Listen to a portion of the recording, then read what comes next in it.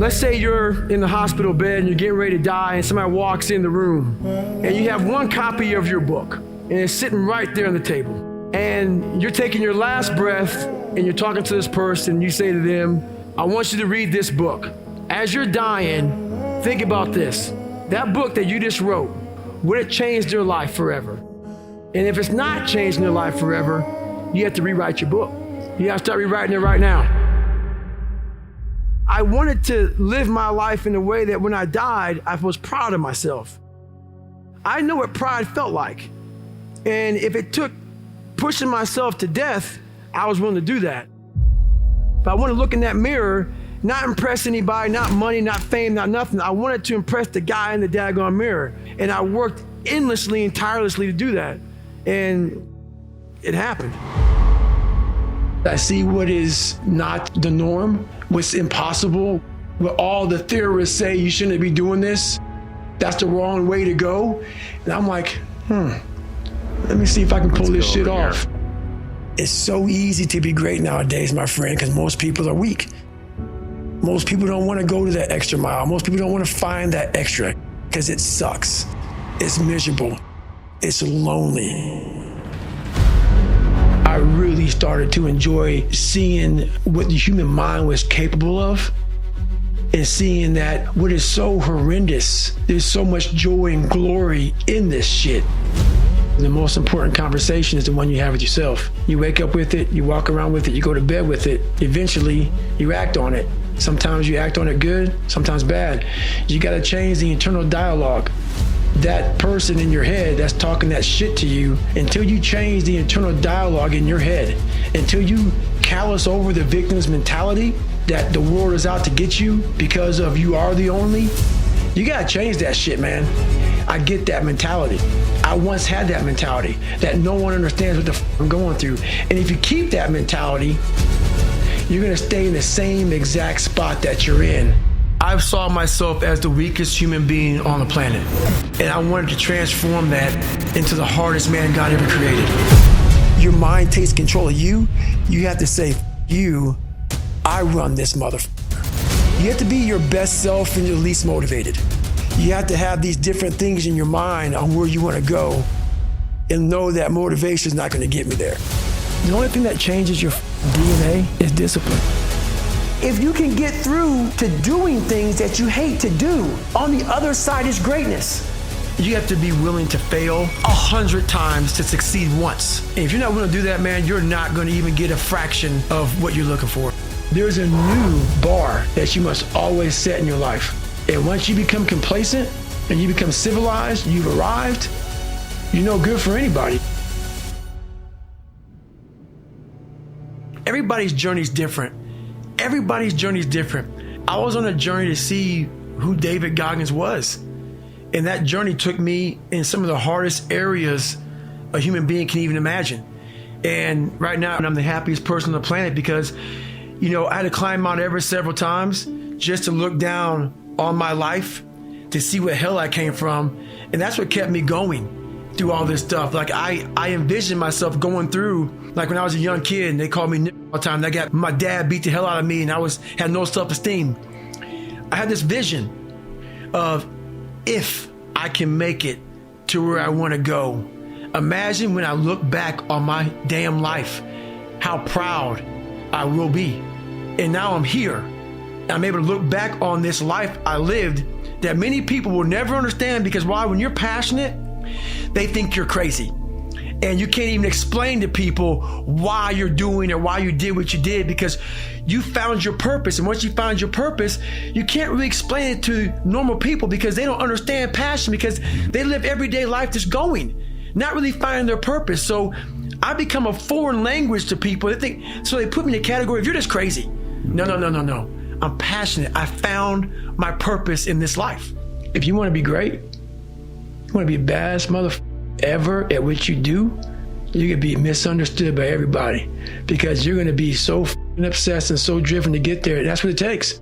The first step you have to do is face yourself and be accountable for what you're not. So then you can be what you want to be.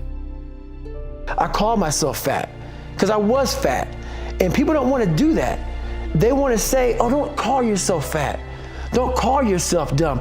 If you're not real and raw with who the you are, nothing's gonna change. And in this nice new world that we live in, we want to hear, you're just a little big. No, man, you might be fat.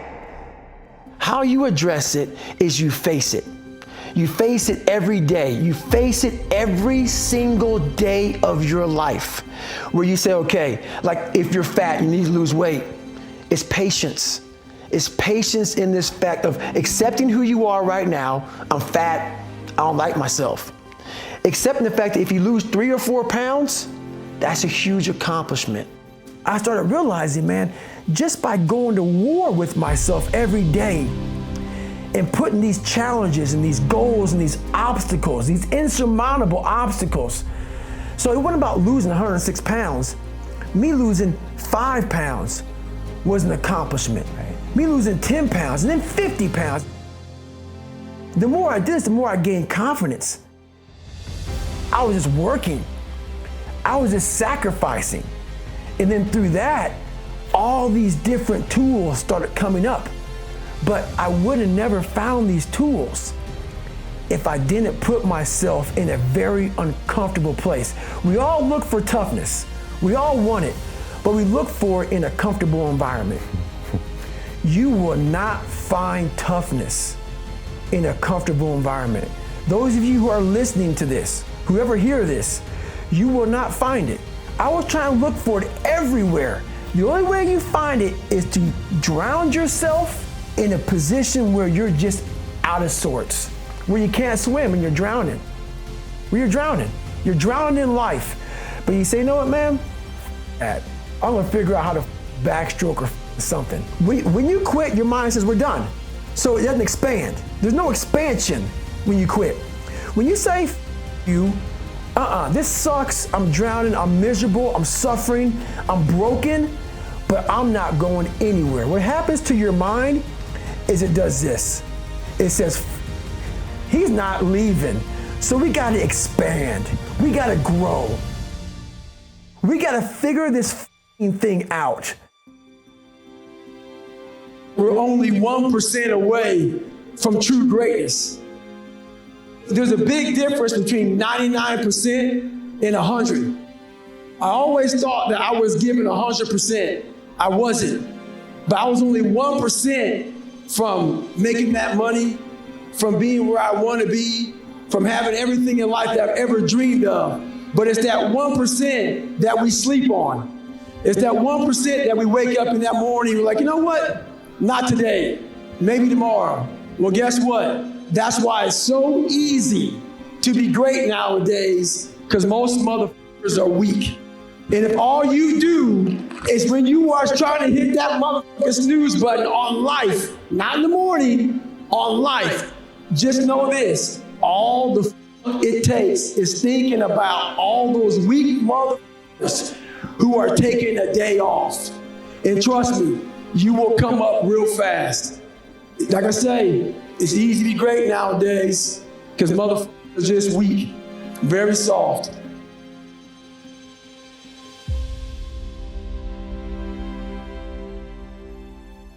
Well, I believe that you have to build belief. Belief is like, there's an after school special belief where the mom says, believe in yourself, and that's all great, but there's also a built belief.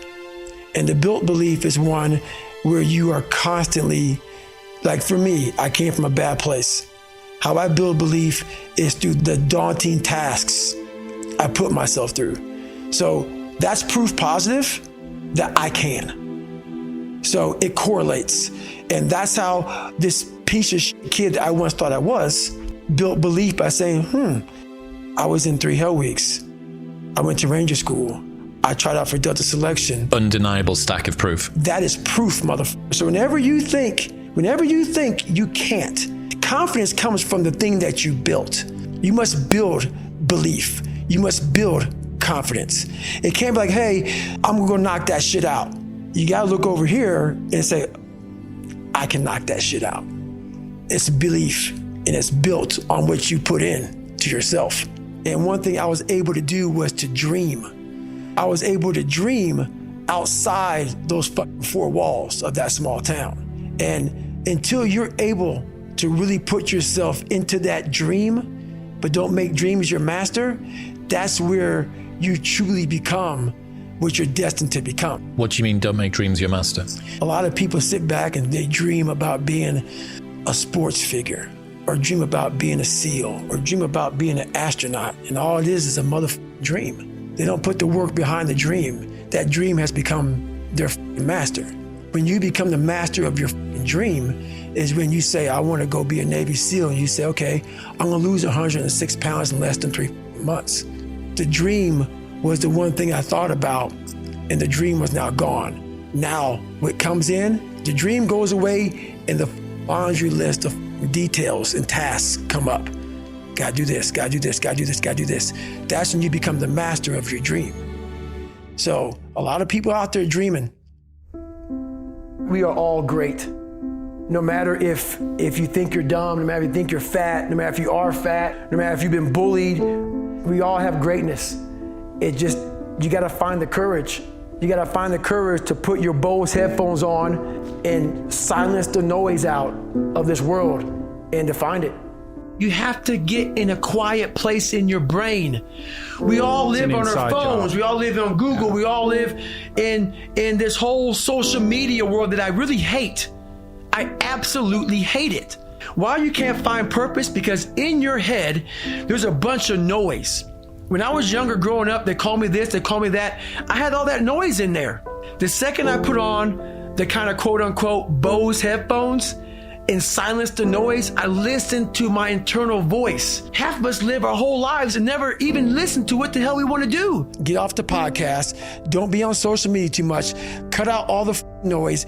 Get back to the mental lab. You don't know what you want to be because you haven't spent time, real time with yourself. Spend time with yourself. Trust me. And once you find that passion, that purpose, your goals, your purpose, everything will just start lining up. And then you'll find the courage to start that journey. You have to believe that you are here on this earth for a reason. And if you don't believe that you're here for a reason, your life will seriously hurt. And I start looking at my life and all the shit I went through as God put me, some God, whatever you believe in, put me here to go through this. And now I see all the hundreds of thousands of lives I'm changing by the hell I went through. There's a lot of power in that.